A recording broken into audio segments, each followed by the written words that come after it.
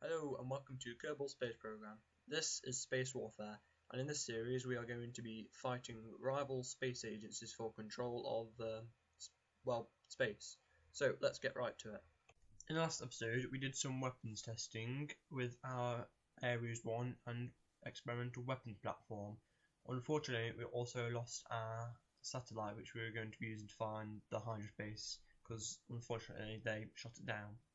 Now, this episode we're going to be trying to land on the moon to get us a lot of science to help us hopefully upgrade our ships and weapon systems, because the Hydrus Corporation are probably going to be doing the same thing, and we don't want them to stay ahead of us in technology, especially if they try to attack us again.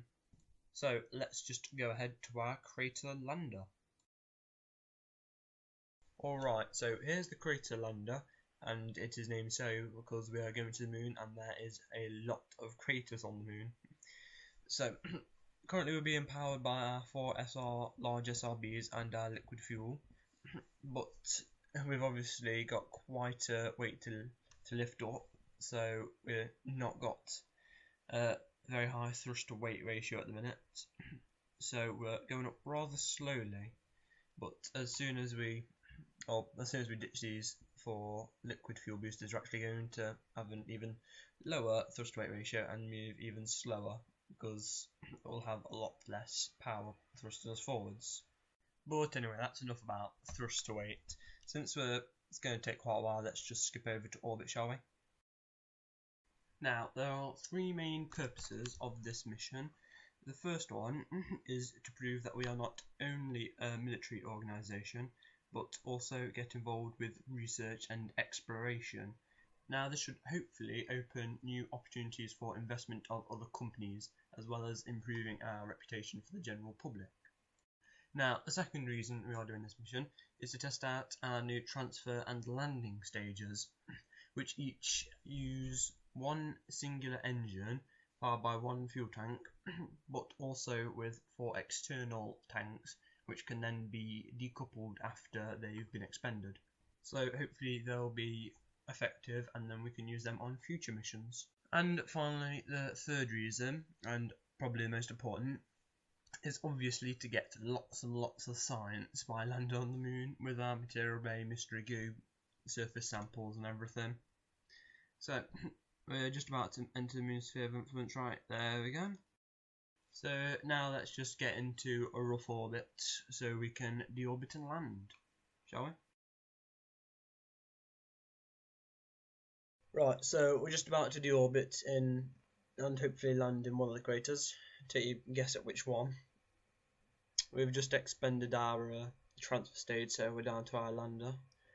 Fortunately, we've got plenty of fuel in them for tanks, so we should hopefully have enough to land and take off again.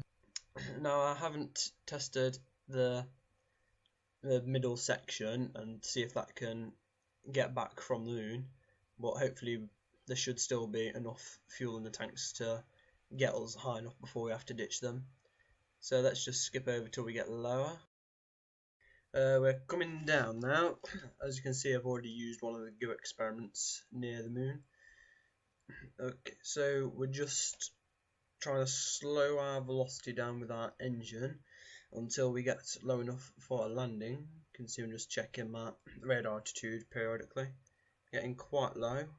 I think we just switched over to real time. Well, 2 times physics walk. Under 100 meters now. The first landing of another celestial body in this universe, of course, for Kerbal kind should begin shortly. Well, it's already begun. Should happen shortly. And almost there. And oh, it's on a hill. Oh, and landing. I think we've got a landing. Great. Now let's just do a bit of science while we're here. Nice, 40 science. See what that? Midland Craters Run. So it's obviously going to have to come back for some other biomes.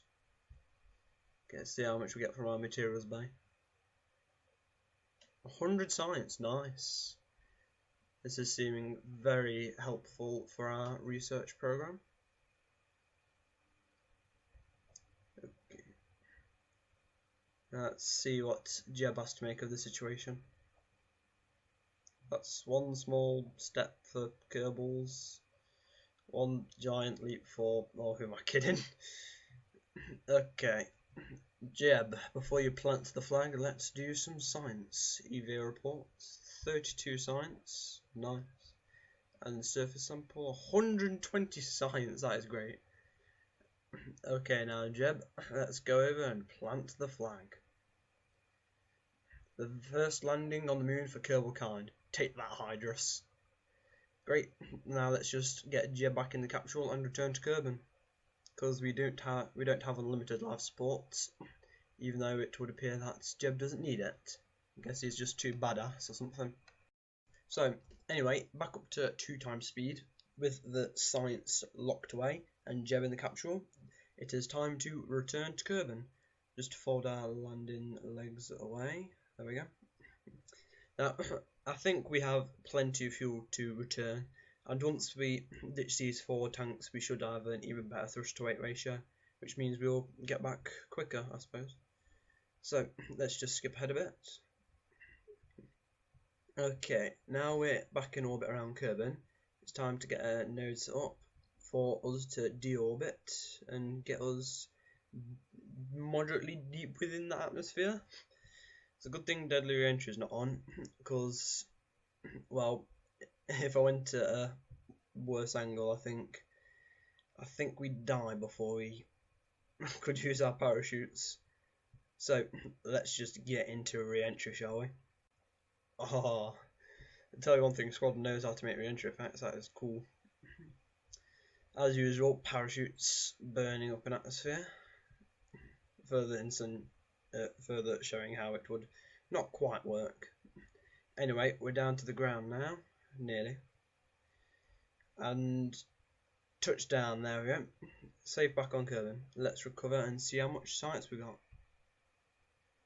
407 sites in total, that is great. That should hopefully be used to advance our propulsion systems, weapons and everything really. So, in the next episode we will be doing another mission, as well as possibly setting up a shipyard in orbit around Kerbin to give us a stronger space foothold. But until then, I'm 80,000 Armo. Thanks for watching.